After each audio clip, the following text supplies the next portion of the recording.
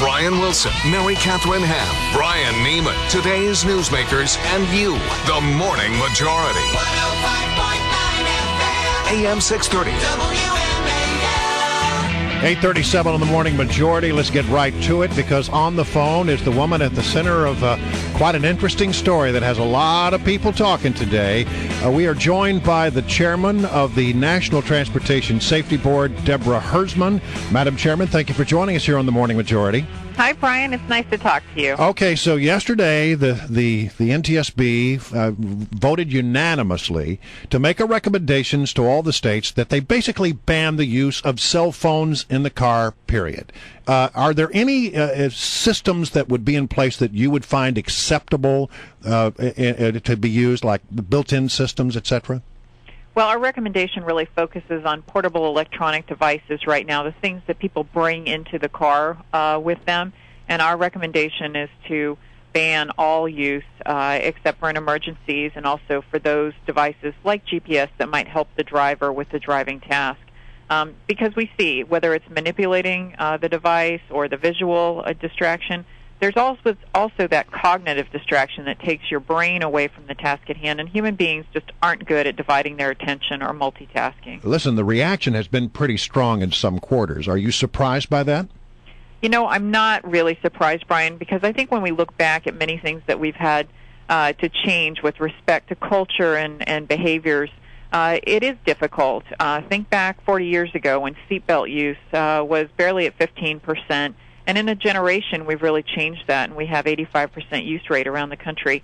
Think back to our attitudes about smoking or drinking and driving, or even restraining our children in cars, in car seats.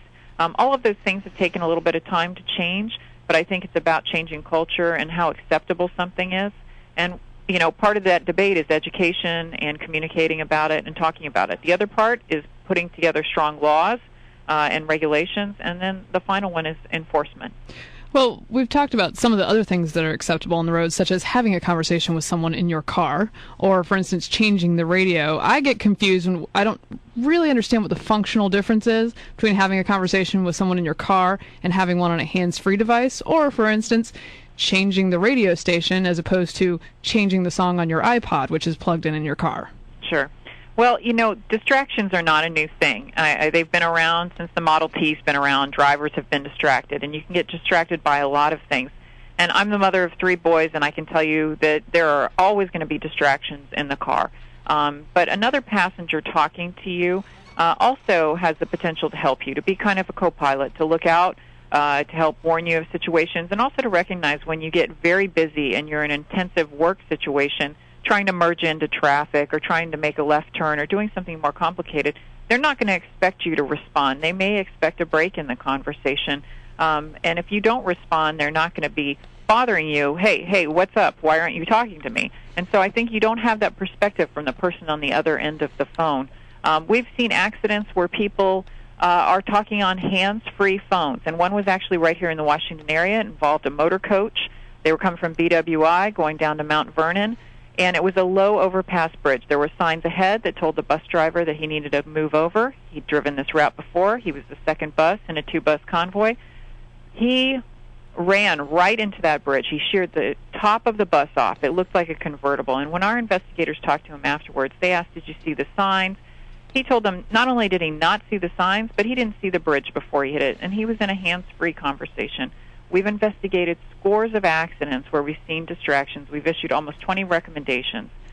All modes of transportation, whether it's a texting locomotive engineer that ran a red signal and killed 25 in Southern California, or 2 pilots that are on their laptops and overfly their destination. But if there are other things that can distract you, that can cause accidents, I'm sure there are lengthy numbers of accidents that have been caused by other things where people have been distracted that don't include a phone or a mobile device. Why not just have a distracted driver law, and that if you're found guilty and you cause an accident because you were distracted, then the penalty is more severe for that, or you just have a tougher law for the distracted driving, not necessarily having to ban all phones in cars.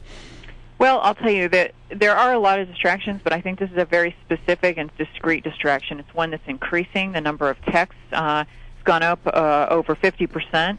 in the last year, and people recognized in a survey here in the Washington, D.C. area, AAA conducted a survey of Beltway drivers, and 99% of them thought that other people were worse drivers when they were talking on the phone or texting.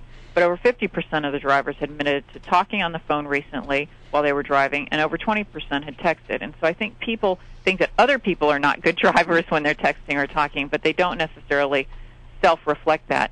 For us, it's become a matter of course in our accident investigations in the last decade to put preservation orders on cell phone and wireless records, because we are seeing it in more and more accidents. And so it is hard to sometimes trace those other distractions because people don't always live to tell you, oh, I was eating or something else was going on.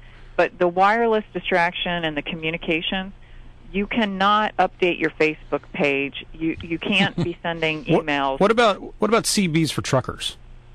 Well, the NTSB investigated an accident where there was a median crossover in Munfordville, Kentucky. In September, we issued recommendations to ban handheld or hands-free devices for truckers, too. And so we've made this recommendation for novice drivers based on an accident in Largo, Maryland, Beltway. In 2003, we issued a recommendation for drivers in their learner stage. We've issued recommendations for commercial bus drivers, school bus drivers, because of accidents that we've investigated. And this is really the culmination of a decade's worth of accident investigations for us. Chairman Hersman, you no doubt have heard the argument, and we're hearing it on our radio show here this morning. People say, look, this is an infringement. This is the government acting as our nanny. This is taking away my personal liberty. That's very much a theme that resonates with people, particularly right now for some reason. What do you say to those folks? Well, our charge at the NTSB is to investigate accidents, to learn from them, and to make recommendations to prevent them from happening again. So it's our job to identify not what the popular thing is, but what the safe thing is. And I have heard this criticism in many of the things that we've recommended, whether it's drunk driving or seatbelts or motorcycle helmet use. And so we've heard this argument before, and I certainly understand it, and I respect it. But that's not our charge. Our charge is to investigate accidents and make recommendations so they don't happen again. Well, and real quick before we go, there have been many studies of what causes accidents, and this is a part of it, although 9% is not the hugest number for numbers caused by distracted driving. But there's not a lot of studies of what happens once you pass laws. The one major one that I can find that there has been figured out that in 3 states where they passed these laws banning cell phones, it didn't actually change the crash rate. Are there studies that show that it does? Yes, and I think on the first point that you raised as far as the data and the numbers, we believe this is very underreported, because for us, we are able to find this because we conduct very long-term accident investigations, and as I mentioned, we subpoena records and we're very thorough.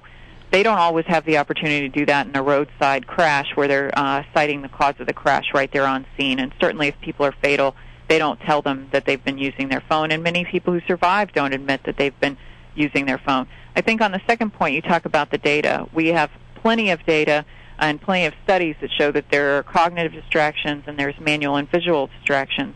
The study that you refer to, the IIHS study, looked at whether or not texting bans have been effective in reducing accident rates for the insurance industry. The important component of this is you need laws, you need education and a strong communication campaign, and you need enforcement. And what we found is that the enforcement has been lacking because there hasn't been a high priority on it, and in some cases it's been difficult to enforce. In the accident in Missouri, where the driver was involved here, texting received or sent 11 messages in 11 minutes before the accident. They had a law requiring only kids under 21 couldn't text. Very hard for law enforcement to enforce that. All right, Madam Chairwoman, thank you very much for joining us. We appreciate